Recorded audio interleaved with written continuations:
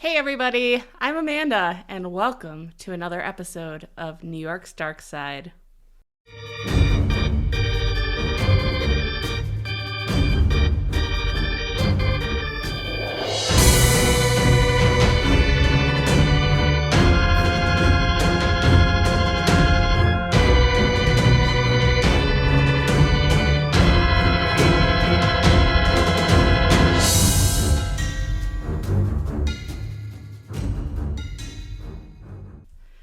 I'm gonna admit, I had to finish up the Central Park saga before moving on. I know I said the last episode that it just felt really unfinished, so here we are. Welcome to part 4 of the history of Central Park. The last episode went over the design and the opening of the park, as well as some of the early regulations, and we're just gonna kind of pick up from there and take this park to the mid-late 20th century. We're not going to make it all the way to 2023. I just couldn't do it. The park, even though it was under the guise of being the park for all the people, open to the public, for everyone to use, where we left off, it was really still the wealthy elite people's park. We talked about some of the ways that the elite and the park managers had tried to restrict access to the working class people, including the bans on vehicles allowed to the park, restrictions on what could and couldn't be done, keeping off the grass and all that other stuff. And then we kind of got into the press coverage expressing the dangers of the park to unaccompanied women. Today, we're going to start out by talking about some of the private ventures that the wealthy elite wanted to open in the park for themselves. So we're going back in time to 1859 when a man named August Belmont persuaded the park commissioners to look into zoological and botanical gardens that were being operated in England and other European countries. August Belmont, he was a prominent banker who had moved to New York City from Germany. He started his own banking house when he arrived and basically started out with no capital and ended up building one of the largest banking houses in the country. He would end up introducing thoroughbred horse racing to America and would be the longtime president of the American Jockey Club.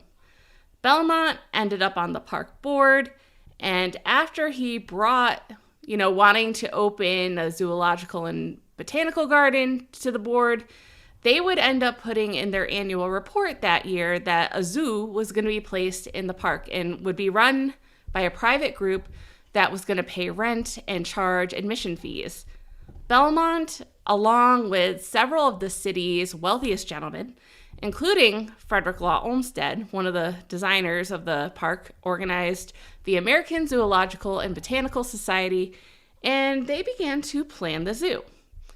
A few months later, the state legislature would authorize the Parks Board to set aside 60 acres in Central Park for a zoological and botanical garden to be run by this new society.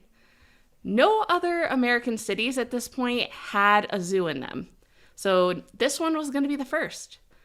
The society wanted the park to be open every day except for Sundays, which would, you guessed it, keep the poor and the working class out of their zoo. They didn't want them there. The plans for the zoo would stall, however, with the start of the Civil War, and then would stall for several more years as the park officials began to argue about the location and the organization and who was going to manage the zoo. While all of this was going on, the public had actually already been donating live animals to the park for quite some time. These animals included several deer, a goose, an alligator, a peacock, a porcupine, a pelican, a prairie wolf, a silver gray fox, and a boa constrictor.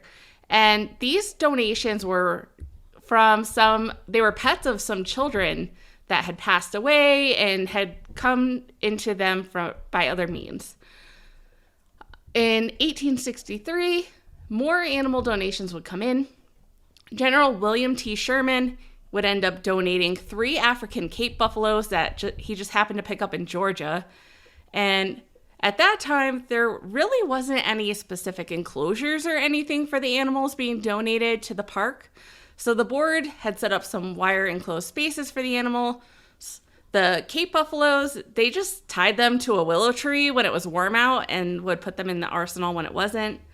The park commissioners would end up putting up some more permanent enclosures at the arsenal to help keep the animals. And the menagerie of animals that they had continued to grow in popularity, and it really peaked in 1880 when a chimpanzee was brought to the monkey house. This was the first chimpanzee in the United States. Even then, President Ulysses S. Grant came to see the chimp. He brought dozens of photographers and artists. The chimpanzee was given the name, it was a very controversial name, of Mike Crowley.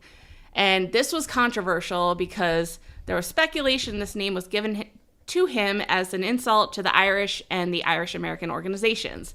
There were protest delegations coming to the Parks Department over the name, and a lot of the names given to the animals in the menagerie at that time were Irish names, which really fueled this concern that it was being done in a derogatory manner.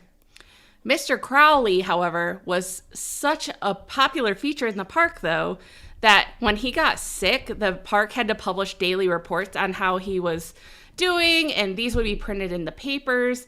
People were writing letters to the zoo offering their sympathy, and they would suggest remedy ideas for him. There were faith healers coming in to pray for him. Prohibitionists were coming out and protesting at the zoo because there was a concern that they were giving ardent spirits as a possible cure for him. And after Mr. Crowley recovered from his illness, an author, Henry S. Fuller, wrote a biography of Mr. Crowley and detailed his life and his times. Fun fact, you can read the biography. I found it on Google, and you can purchase a copy of it on Amazon for $18. So if you want to purchase a biography of the first chimpanzee in America, there you go. I'll link both in the sources for this article, or for this podcast. I did do a little search on the interweb, and I found a fun little rabbit hole to go down, so here we go. In a December 1st, 1884 issue of the Democrat and Chronicle, I found an article about an escaped boa constrictor from the Central Park Menagerie. The article states that 3 boa constrictors had been donated to the park, and they were the largest of their kind ever received in this country. 2 of them were a whopping 20 feet long, and the third one was an amazing, astounding 25 feet long. And they were being kept in padded boxes in the boiler room of the arsenal. The park superintendent, Mr. Conklin, had taken a worker down a worker of the menagerie down to see the largest of the boa constrictors, and he shut the box after looking at him. But later, an engineer who was in charge of the furnaces would go down to the boiler room to tend to the furnaces, and he found that the box was open and the snake was gone. And they instantly set up a search. They couldn't find the snake in the room. They suspected that it had gotten into a space between some large pipes leading to the offices. So they began carefully tearing up the flooring to search for the snake and were trying not to injure it. But they couldn't find it, so they set up workers all around the arsenal buildings they locked all the doors, and they were going to stand guard all over the building all night. Many of the guards were armed with clubs, which I found very ironic since they were trying not to injure the snake, but I guess if I was being faced with a 25-foot snake in the middle of the night, I'd probably at least want a club at the very least. I would actually probably be more comfortable with a flamethrower. I've never used one, so I probably would be more of a danger to myself than the snake, but I would feel pretty badass holding a flamethrower until I needed to actually use it. Then I might be a little scared. But anyway, Mr. Crowley, the famous chimpanzee, was a mess, and he was pacing around his cage, which was in Superintendent Conklin's office, and they set a night watchman in there, Tom Donahue, to guard Mr. Crowley from the monster snake. The city was terrorized for the night, concerned that the snake had escaped the arsenal and was potentially roaming the city, waiting to take them all away. The truth of the matter was, there was an escaped boa constrictor at the arsenal, but it was far from 25 feet long. It was only 6 feet long, and it had been brought over from Africa and was on loan from the owners to the director of the menagerie. The boa was being kept in the boiler room, which was true, in a potato sack, and it had a sore in its mouth, which Superintendent Conklin was treating with alum water. Conklin had treated the boa, and it's suspected that either the knot he used on the bag failed or that the snake's tail had been left outside of the knot, and this contributed to the snake escaping from the bag. The rumor of the snake being larger than truth is alleged in this article to be started by Mike Crowley, the chimpanzee. I'm not kidding. The snake was found in the hall about 60 feet from where he was being kept. The reporter interviews Superintendent Conklin about it and states that when he was leaving, Mr. Crowley, the chimpanzee, was laughing and rolling around in his cage, holding a newspaper about the escaped snake, with an article about the escaped snake in it. Now, this wasn't actually the first time widespread panic spread through the city with concern of escaped animals being at the center of a hoax. 10 years previously, on November 9th, 1874, the New York Herald released an article stating that over 200 animals had escaped from the zoo and brutalized and killed hundreds of people, and that the reporter writing the article had witnessed it all. The article alleged that during another Sunday of horror, because remember, they're really hating on the Sundays when the regular folk are at the park, a great calamity occurred when a zookeeper, Chris Anderson, poked his cane through the cage bars of one of his charges, Pete the rhinoceros. Pete was apparently poked in the eye during this interaction, which led him to break out of his cage, and his keeper, Chris, was trampled beyond recognition, being the first victim of this great calamity. Pete then began to break out other animals in the zoo: the lions, the tigers, panthers, leopards, wolves, wild swine, who then began to fight each other over the remains of Chris Anderson, the zookeeper. The reporter alleges to have watched this from a window in the arsenal, and then Lincoln, one of the lions who had been watching all the other animals fighting, made eye contact with him and burst through the window after him. The lion killed a couple of unlucky bystanders and then stopped chasing him. Another zookeeper attempted to shoot the lion, but while it did hit him, it wasn't a fatal blow. The reporter started running again. The lion was chasing him. It was right on his heels, and then it leapt past him into a crowd of fainting women, screaming children, and terrified men. It painted this glorious picture of what was going on, and no one is really able to stop the chaos. The article goes on in great detail of how various people were brutalized and killed by the different animals. Sometimes the animals seem to be working together, sometimes they're fighting each other, and they're slaughtering citizens all along the way. The avenue is paved in blood. Pete the rhino falls into a sewer. There's lions in a church. It's a complete mess. The article is just bananas. It was front page. It covered 6 columns. It went so far to give a list of casualties. It listed the animals that were allegedly slaughtered as well. It gave a list of animals that were still unaccounted for and on the loose. It gave statements of precautions from the National Guard and the police that citizens should take to protect themselves. And then, at the very end of the article, it admitted that it was all a hoax, stating, "Of course, the entire story given above is pure fabrication. Not one word of it is true. Not a single act or incident described has taken place. It is a huge hoax, a wild romance, or whatever other epithet of utter untrustworthiness our readers may choose to apply to it. It is simply a fancy picture of what which crowded upon the mind of a writer a few days ago when he was gazing through the iron bars of the cages of the wild animals in the menagerie at Central Park. The article succeeded in causing widespread panic throughout the city.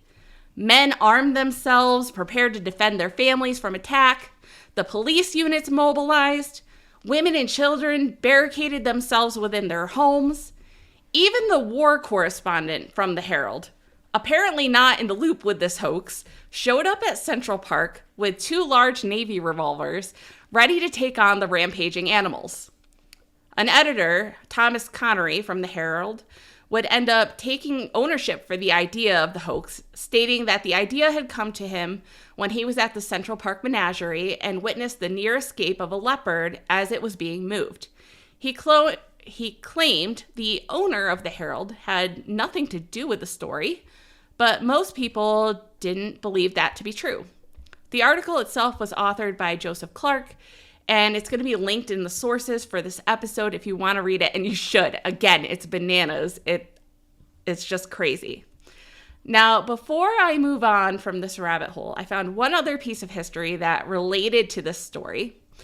This hoax article, run by the New York Herald, is one of 2 events that led to the elephant becoming the symbol of the Republican Party. The Herald had been running articles that Ulysses S. Grant may be trying for a 3rd term as president. This concern was taken up by the Democratic politicians and helped disaffect Republican voters just before the midterm elections. After the hoax article ran in the Herald, a cartoonist, Thomas Nast, put together a cartoon for Harper's Weekly connecting the 2 events. His cartoon depicted a jackass meant to symbolize the Herald, wearing a lion's skin, meant to symbolize Caesarism. Scaring animals away in a forest was meant to symbolize Central Park. One of the animals running away was an elephant, which he labeled as the Republican vote, running away from its usual ties, scared by the prospect of Caesarism. The caption on the cartoon read, quote, "An ass having to put on a lion's skin roamed about the forest and amused himself by frightening all the foolish animals he met with his wanderings," end quote. Later that month, after the election and the poor outcome for the Republicans, Nast would run another cartoon with an envelope with the elephant in a trap, symbolizing the Republican vote being decoyed away from its normal allegiance. Other cartoonists would begin to follow suit with the symbolism, and the elephant eventually symbolized the Republican Party, not just the vote. The donkey would become the symbol of the Democratic Party instead of the Herald because it was the Democratic Party that had frightened away the Republicans. So there you go. Now you can think about how a fake news story from New York helped inspire what would become the symbols for the 2 major political parties in the United States. You're welcome. Okay, back to the zoo. The wealthy people on 5th Avenue wanted the zoo moved because they were offended by both the smell of the animals and the demeanor of the crowds of people observing the animals. The people on the west side didn't want the zoo to move over in their direction for the same reason.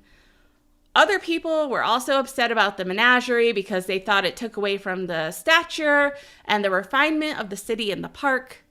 An article in the Post in 1883 complained that the menagerie, quote, "has long disgraced the city and the park with its mangy and uncultivated beasts." The way it was written made it really unclear if it was directed at the animals or the people visiting the animals. I'm going to go with both, just given the time frame and what we've already learned about, this whole thing. Andrew Green, he was the park commissioner, and the wealthy elite still wanted for a private zoological park outside of Central Park, and they would get state approval in 1895 for a new zoo in the Bronx. There was thought that the outdoor animals from Central Park would move to the Bronx Zoo, but there was so much support from other political party members as well as the people of New York themselves that the bill for the Bronx Zoo needed to be altered to protect the Central Park Menagerie. So the Central Park Menagerie would remain. There were two other institutions that would be developed in Central Park that did end up being privately owned institutions. Those are the American Museum of Natural History and the Metropolitan Museum of Art. The museums, of course, were closed on Sunday, and protests would begin regarding this even before they opened. The museums would open in 1887, closed, of course, on Sunday. The boards for both museums were filled with Presbyterian leaders, and it would take 5 years and push from many labor organizations and petitions for the Metropolitan Museum of Art to open on Sundays, and another year after that for the Museum of Natural History to do the same. And when I first started writing this episode, I didn't realize I was going to spend so much time on the zoo, so I'm really not going to go more into the museums. The public having more access and say in the museums, though, as time would go on, would lead to more opportunity to have say in other aspects of the park, and that's what we're going to talk about. So by the 1900s, the public and recreational reformers started to have a focus more on the children and the benefits they were not getting from the park. They had no playgrounds. They were starting to see the benefit of play as an essential part of human development. The playground movement was warning that, quote, the boy without play is the father to the man without a job, end quote. The playground movement would really have an impact on Central Park, but it would take a long time. It wasn't even until the mid-1920s. And at this point, only about 9% of the park was devoted to playfields or other programmed events. The Heckscher Playground on 61st and 7th Avenue was added in 1926 as the sole equipped playground with the park. And it was apparently very bitterly opposed by many of the real estate and civic groups at the time. Interestingly, the League of Women Voters and the Federation of Women's Clubs were opposed to the building of a playground in Central Park. Like, why, ladies? Why? Don't you want your kids to go play? The playground was named for philanthropist August Heckscher, who gifted the playground, which took up 4.5 acres and included swings, merry-go-rounds, spiral slides, jungle gyms, a field house, and a wading pool. The location had been designated as a playground in the Greensward Plan and had been used for a long time as a play area for the children anyway. So when studying the children that were making use of this park's playground, they found that most of the children making use of the equipment were from less affluent neighborhoods than the wealthy homes that surrounded the park.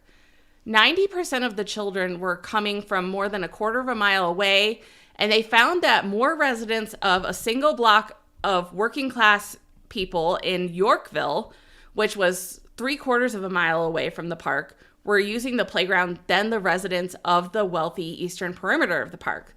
So while there was some class segregation at the playground, there was, for the time, a very notable degree of racial integration, which was awesome. The children of San Juan Hill, a largely black and poor district in the West 60s streets, were making very heavy use of the park and the playground.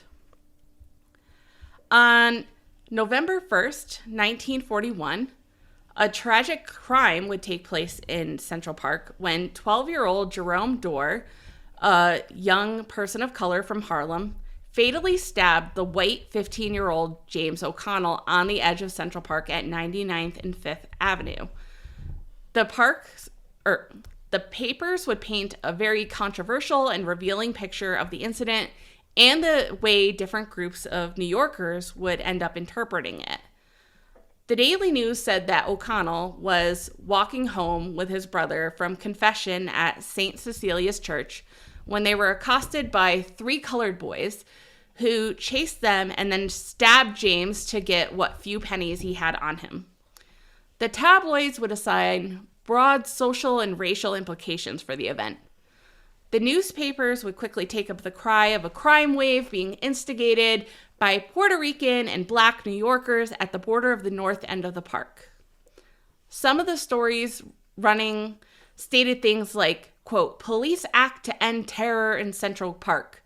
There were reports of, quote, roving bands of knife-carrying colored youths and terrorism of rape, robbery, and murder in the park.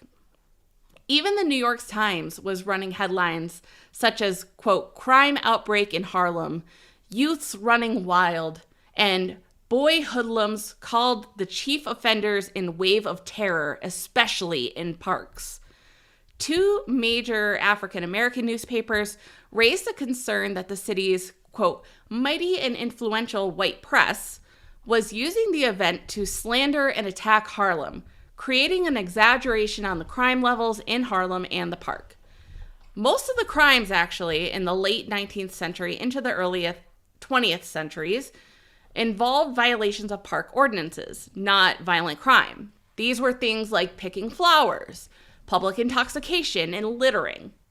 Murder in the park was so much more rare than other places in the city, and the rate of felony-level crimes was also much lower in the park compared to the city. But many people believed the contrary.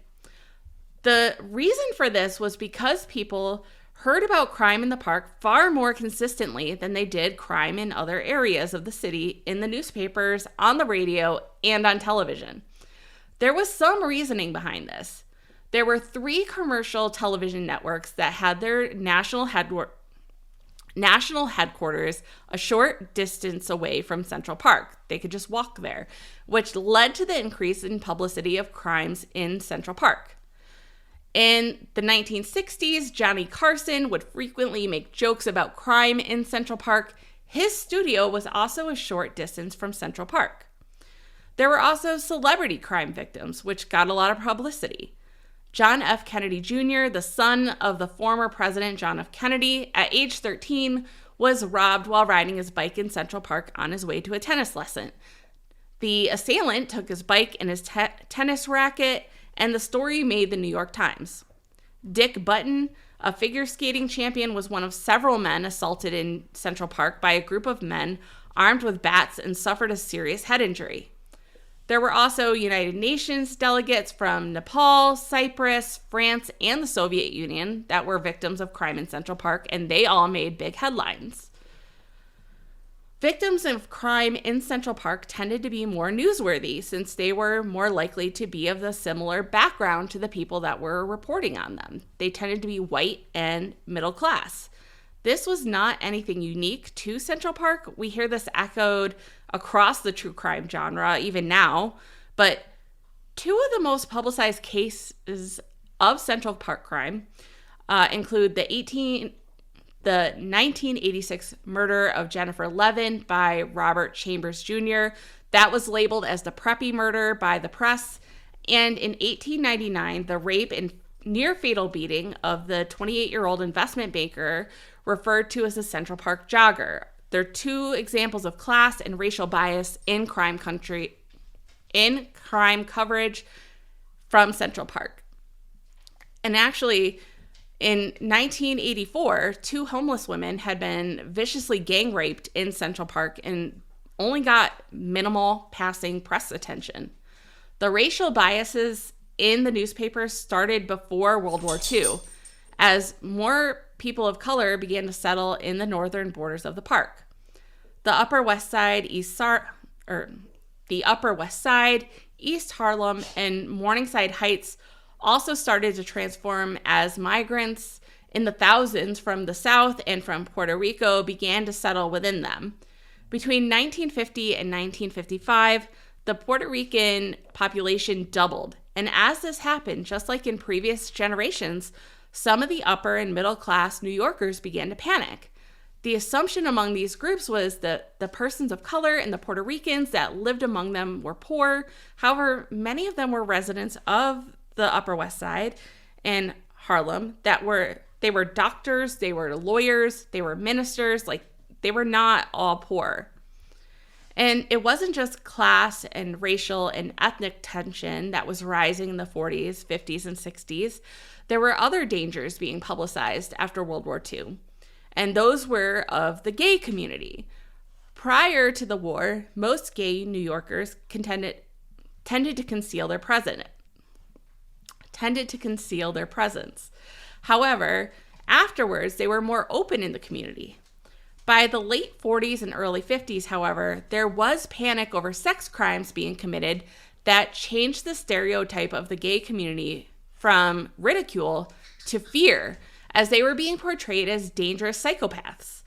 The local and national press would label them as perverts and misfits. The truth was that members of the gay community were far more likely to be victims of crime in the park rather than the perpetrator. Many of them were preyed on at night, as the thugs doing these crimes knew that they were frequently at the park after dark and were reluctant for public exposure that might come if they went to the police to report that they had been a victim of the crime. One television commentator, Barry Gray, would state in 1959 to his viewers, Central Park is a, quote, Central Park is a happy hunting ground taken over by the dope-happy hoodlum, the homosexual, the exhibitionist, the potential murderer. They're there all the time, on the benches, on the grass, lurking behind trees and bushes. The park is one great open-air cesspool, end quote. He made it just sound like a terrible place to go. However, as with most things, as time went on and New Yorkers from all classes and backgrounds learned to live with each other in public spaces, fear of crime in the park started to assuage, and even though in truth, the crime rates were actually going up, they remained much lower than crime in the city, and people were less fearful, which is good. In 1956, the Battle of Central Park would take place when a crowd of mothers, children, and baby carriages would block a bulldozer on a grassy knoll from raising a play area. There was a small 0.4 acre play area that the park commissioner at the time, Robert Moses, wanted to turn into an 80-car parking lot for the Tavern on the Green restaurant. There was a fenced-in playground right next to the area that Green wanted to turn into the parking lot that was designated for children under 8.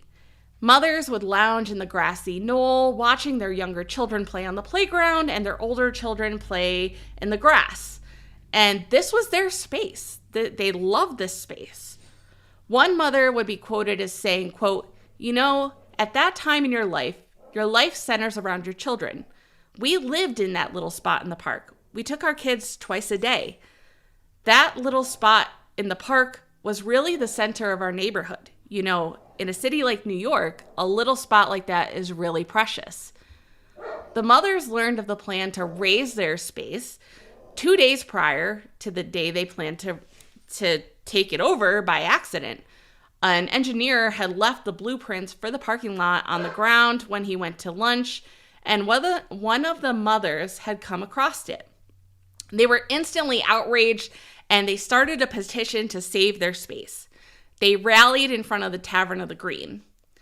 Robert Moses, the park commissioner, promised to give them a reply to their petition, and his response was to send a bulldozer on Tuesday, April 17th, 1956. I'm so lost. I'm still in the 1800s. We're in the 1900s now.